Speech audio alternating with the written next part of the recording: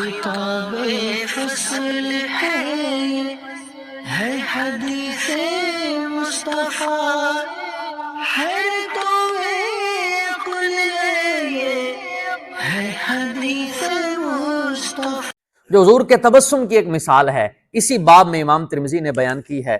اور یہ جو گفتگو ہے، یہ جو روایت ابھی سنانے لگا ہوں، یہ باب ما جاء فی ضحک رسول اللہ صلی اللہ علیہ وسلم. روایت یہ ہے، حضرت ابو ذر غفاری رضی اللہ تعالیٰ عنہ اس روایت کے راوی ہیں. فرماتے ہیں ایک بار ایسا ہوا، قال رسول اللہ صلی اللہ علیہ وسلم انی لأعلم اول رجل يدخل الجنۃ وآخر رجل یخرج من النار. ایک ایک جملہ، ایک ایک لفظ توجہ کرنے والا ہے. فرماتے ہیں کہ نبی پاک علیہ الصلوۃ والسلام نے فرمایا انی لأعلم، بے شک میں جانتا ہوں وہ پہلا بندہ جو جنت میں داخل ہوگا. گل ویکھو تو سبحان اللہ ویکھو. آگے کروڑوں لوگ جنت میں جائیں گے. ان کروڑوں لوگوں میں فرماتے ہیں، حضرت ابو ذر فرماتے ہیں حضور نے خود ارشاد فرمایا میں وہ پہلا بندہ جانتا ہوں جو جنت میں داخل ہوگا. پہلا بندہ جو جنت میں جائے گا میں وہ جانتا ہوں. اور صرف اتنا نہیں بلکہ فرماتے ہیں وآخر رجل یخرج من النار. حضور فرماتے ہیں میں وہ سب سے آخری بندہ بھی جانتا ہوں جو جہنم سے نکالا جائے گا. میں اس بندے کے بارے میں جانتا ہوں. جو سب سے پہلے جنت میں جائے گا اسے بھی جانتا ہوں، جو سب سے آخر میں دوزخ سے نکالا جائے گا میں اسے بھی جانتا ہوں. اور یہ خود بخاری کی حدیث پاک ہے. نبی پاک علیہ الصلوۃ والسلام کے بارے میں حضرت فاروق اعظم نے ارشاد فرمایا کہ حضور نے ایک بار منبر اقدس پر بیٹھ کر بیان فرمایا، خطاب فرمایا، اور سرکار علیہ الصلوۃ والسلام نے اتنی تفصیل بیان فرمائی کہ جنتی جنت میں داخل ہو گئے، دوزخی دوزخ میں چلے گئے.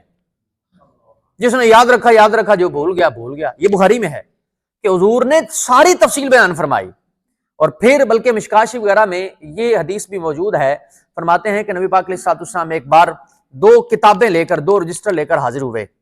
تو آپ نے فرمایا اس میں ایک میں جنتیوں کی پوری لسٹ ہے اور ایک میں دوزخیوں کی ہے. یعنی یہ تفصیلات احادیث میں باقاعدہ حضور نے بیان فرمائی. اچھا، اس کے باوجود بھی اگر کوئی بدبخت یہ کہے کہ نبی کو خود اپنا پتہ نہیں کہ اس کے ساتھ کیا ہوگا، تو کیا یہ کوئی انسانیت اور اسلام ہے؟ کیا یہ امتی کی باتیں ہیں کہ وہ خود فرما رہے ہیں کہ میں وہ بندہ، سب سے پہلا بندہ وہ جانتا ہوں جو جنت میں داخل ہوگا، اور وہ بندہ بھی جانتا ہوں جو سب سے آخر میں دوزخ سے نکالا جائے گا. اور پھر بھی کوئی یہ کہے کہ انہیں دیوار کے پیچھے کا علم نہیں، یا انہیں کسی بات کی خبر نہیں، یا انہیں غیب کا علم نہیں. بھئی یہ معاملہ تو ہوگا قیامت کے دن، حساب کتاب کے بعد ہوگا. لیکن یہ باتیں حضور اپنے زمانے میں ارشاد فرما رہے ہیں. اور غیب کا علم کس کو کہتے ہیں، اور نالج کس کو کہتے ہیں؟ لہٰذا اس پر توجہ کرنی چاہیے. اب فرماتے ہیں حضرت ابو ذر غفاری کہ نبی پاک علیہ الصلوۃ والسلام نے ارشاد فرمایا، یعنی یہ جملہ ارشاد فرمانے کے بعد آگے ارشاد فرماتا ہے یؤتی بالرجل یوم القیامہ، قیامت کے دن ایک بندہ لایا جائے گا. فیقال، اور کہا جائے گا اعرضوا علیہ صغار ذنوبہ، اس بندے پر اس کے صغیرہ گناہوں کو پیش کیا جائے. یعنی یہ چھوٹے چھوٹے جو جرم کر کے آیا ہے وہ چھوٹے چھوٹے گناہ اس کے سامنے پیش کیے جائیں. وَيُخْبَوْ عَنْهُ كِبَارُهَا، اور اس کے بڑے بڑے جو گناہ ہیں وہ اس سے چھپا دیے جائیں. چھوٹے گناہ ظاہر کیے جائیں اور بڑے بڑے گناہ اسے چھپائے جائیں. فَيُقَالُ لَهُ، اب جب گناہ اس کے سامنے ہوں گے تو اب اسے کہا جائے گا عَمِلْتَ يَوْمَ كَذَا كَذَا وَكَذَا، تو ایویں کیتا، تو نے یہ بھی کیا، یہ بھی کیا، یہ بھی کیا. وَهُوَ مُقِرٌّ لَا يُنْكِرُ، وہ اقرار کرے گا، انکار نہیں کر سکے گا. اقرار تو کرنا ہی پڑے گا. یہ تو ایسی کیفیت ہے کہ الیوم نختم علی افواہہم وتکلمنا ایدیہم وتشہد ارجلہم بما کانوا یکسبون. منہ پر مہر لگا دی جائے گی، ہمارے ہاتھ اور ہمارے پاؤں بولیں گے کہ یہ کام کرتے رہے. تو وہ سارا کچھ جو ہے نا وہ اقرار کرے گا، انکار نہیں کرے گا. وہو مشفق من کبارہا، اپنے بڑے بڑے گناہوں کے بارے میں ڈر رہا ہوگا کہ کہیں وہ بھی نہ کھولے جائیں. چھوٹے چھوٹے گناہ ظاہر کیے جا رہے ہیں اور ان کے بارے میں پوچھا جا رہا ہے یہ کرتے رہے، یہ کرتے رہے، یہ کرتے رہے. اور بڑے گناہوں کے بارے میں یہ بندہ جس کا نام اعمال ابھی کھولا گیا ہے، یہ بندہ ڈر رہا ہوگا کہ کہیں بڑے گناہ ظاہر نہ کیے جائیں. فیقال، اس کے بعد کہا جائے گا، یعنی بڑے گناہ ابھی باقی ہیں، چھپے ہوئے ہیں، چھوٹے گناہ ظاہر ہیں. اور باری تعالیٰ کی طرف سے حکم ہوگا اعطوہ مکان کل سیئۃ عملہا حسنۃ، ایسا کرو اس کو ہر برائی کے بدلے میں جو ظاہر کی گئی ہے اس کو ایک ایک اچھائی اور نیکی دے دو. فرشتوں کو کم ہوگا کہ ہر برائی کے بدلے میں اس کو ایک نیکی دے دو.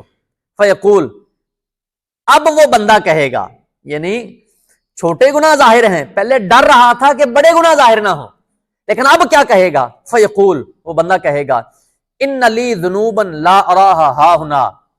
فرماتے ہیں وہ بندہ کہے گا کہ ایتھے وڈے گناہ بھی ہے سن، یعنی ان لی ذنوبا لا اراھا ہنا، یہاں کچھ ایسے گناہ بھی ہیں جو میں نہیں دیکھ رہا. یعنی اس کے کہنے کا مقصد یہ ہوگا کہ جب ان گناہوں کے بدلے میں نیکیاں مل رہی ہیں تو کچھ اور بھی گناہ ہیں جو میں دیکھ نہیں رہا لیکن وہ میں نے کیے ہیں. مقصد یہ ہے کہ وہ بھی ظاہر ہوں تو ان کے بارے میں بھی اللہ ان کے بدلے میں نیکی عطا فرمائے گا. ڈر تھا کہ سیاہ کی سزا، ڈر تھا کہ سیاہ کی سزا اب ہوگی روز جزا، دی رحمت نے ان کی صدا، یہ بھی نہیں وہ بھی نہیں. اس لیے تو شعر پڑھا جاتا ہے کہ رحمت دا دریا الہی ہر دم وگدا تیرا، جے ایک قطرہ بخشے مینوں کم بن جاوے میرا. لیکن یہ بات وہی ہے کہ عدل کریں تے تھر تھر کمبن اچیاں شانہ والے، فضل کریں تے بخشے جاون میں جے مکالے. یعنی یہ بات اس کے فضل کی ہے، وہ پابند نہیں ہے اس کا. عدل کرے تو بڑے بڑے کانپیں گے اور فضل کرنے پر ہمارے جیسے بڑے بڑے گناہگار وہ بھی بخشے جائیں گے. تو بہرحال پھر کیا فرماتے ہیں، جو باب سے متعلقہ گفتگو اور جملے ہیں وہ آ رہے ہیں. قال ابو ذر، حضرت ابو ذر غفاری فرماتے ہیں میں نے خود دیکھا، راوی کہتے ہیں حضرت ابو ذر کہتے ہیں صحابی رسول ہیں، کہتے ہیں میں نے فلقد رأیت رسول اللہ صلی اللہ علیہ وسلم ضاحکا، فرماتے ہیں میں نے نبی پاک علیہ الصلوۃ والسلام کو دیکھا حضور مسکرائے. اور مسکرانے کی کیفیت، اس ساری کیفیت کو بیان کرنے کے بعد حضور مسکرائے اتنا کہ حتی بدت نواجذہ، یہاں تک کہ آپ کی جو داڑھیں ہیں یہ ظاہر ہو گئیں. یہ بندہ کیسا ہے، لوگ گناہ چھپاتے ہیں، یہ ظاہر کروا رہا ہے. تو اس پوری روایت کو اور پوری گفتگو اور پورے آنے والے واقعے کو بیان کرتے ہوئے نبی پاک علیہ الصلوۃ والسلام مسکرا پڑے اور اتنا مسکرائے کہ آپ کی جو داڑھیں ہیں وہ ظاہر ہو گئیں. تو بہرحال بڑی سے بڑی بات ہوتی تو نبی پاک علیہ الصلوۃ والسلام صرف دہکیت تبسم فرماتے. کہا مارنا یہ حدیث پاک میں فرمایا شیطان کی طرف سے ہے، نبی پاک علیہ الصلوۃ والسلام نے ایسا کام کبھی نہیں کیا. اور پھر ایک نہیں، آپ اسی باب کے متعلقہ کچھ روایات مزید بھی آگے آ رہی ہیں، وہ آپ اگلے دنوں میں سماعت فرمائیں گے کہ دیکھیں حضور اپنے زمانے میں ہزاروں سال بعد کی صورتحال بیان فرما رہے ہیں، صورتحال بھی ایسی بیان فرما رہے ہیں کہ نامہ اعمال سے بھی حضور باخبر ہیں، نامہ اعمال سے باخبر ہیں. تفسیر روح البیان میں اسماعیل حقی حنفی علیہ الرحمہ نے وَيَكُونُ الرَّسُولُ عَلَيْكُمْ شَهِيدًا کے تحت لکھا ہے کہ پیر اور جمعرات کو نبی پاک علیہ الصلوۃ والسلام کی بارگاہ میں غلاموں کے اعمال پیش کیے جاتے ہیں.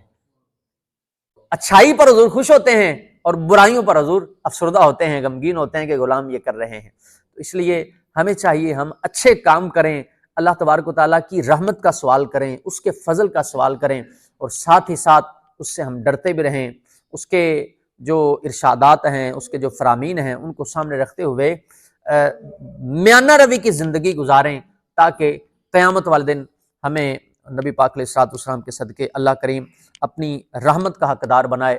اللہ ہمیں عمل کرنے کی توفیق عطا فرمائے. آمین. وما علیہ الا البلاغ.